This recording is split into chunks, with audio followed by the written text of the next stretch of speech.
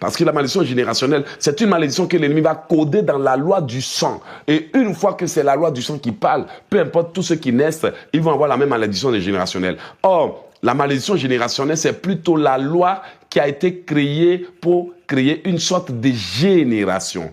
Voici pourquoi l'ennemi peut entrer dans le sang d'une femme et créer des enfants autistes, des enfants malades et autres. Ce qui a été créé, c'est la génétique spirituelle, c'est un clonage spirituel. C'est-à-dire qu'ils ont pris un corps étranger, un joug étranger, et ils ont introduit dedans. Voici pourquoi quand quelqu'un a des relations intimes hors mariage, il détruit sa sémence, sa descendance. Voici pourquoi Dieu ne peut pas mettre encore certaines personnes dans des relations, parce que la sémence a été souillée, la sémence a été polluée, la sémence a été détruite.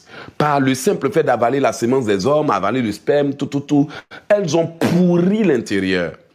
Il leur faut passer par le mystère de la génétique spirituelle, c'est-à-dire par la purge et la purification, par le feu et le sang de Jésus. Maintenant, une fois que l'intérieur a été démodé, détruit, tout ce qui devrait venir ne peut pas venir. Parce que l'homme qui doit venir vers toi a une signature génétique. Voici pourquoi on parle d'âme sœur. C'est-à-dire que vous avez le même code spirituel. De sorte que quand vous allez vous retrouver, l'âme va reconnaître sa sœur.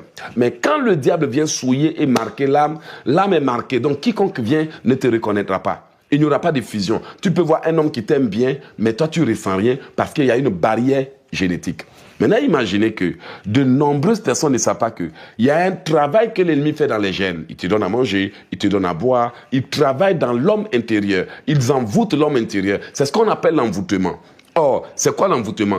L'envoûtement, c'est créer des lois, formuler des malédictions et autres, et puis l'imposer à ton esprit de par des rituels et des incantations, des pratiques et des autels, pour que ton esprit se dise que voici désormais la loi qu'on m'a imposée et voici comment je dois me comporter. Donc, envoûter, c'est prendre le contrôle du système de réflexion de la personne pour qu'elle ne soit plus elle-même.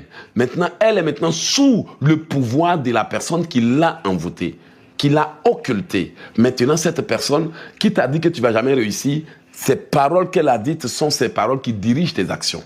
Alors, cet homme qui t'a dit que tu ne vas jamais te marier, tu vas remarquer que la parole qu'il a déclarée est devenue la norme pour ton esprit. C'est ce qu'on appelle l'envoûtement. Or, Christ est venu pour que nous puissions avoir la capacité de nous régénérer. Voici pourquoi il y a la communion, il y a la Sainte Seine, pour que la Sainte Seine entre en nous et détruise la corruption dans le sang. Voici pourquoi Christ a dit de prendre la Sainte Seine tout le temps. Maintenant, une fois que la Sainte Seine entre, ça va aller désactiver toutes les lois de la mort prématurée et de la mort spirituelle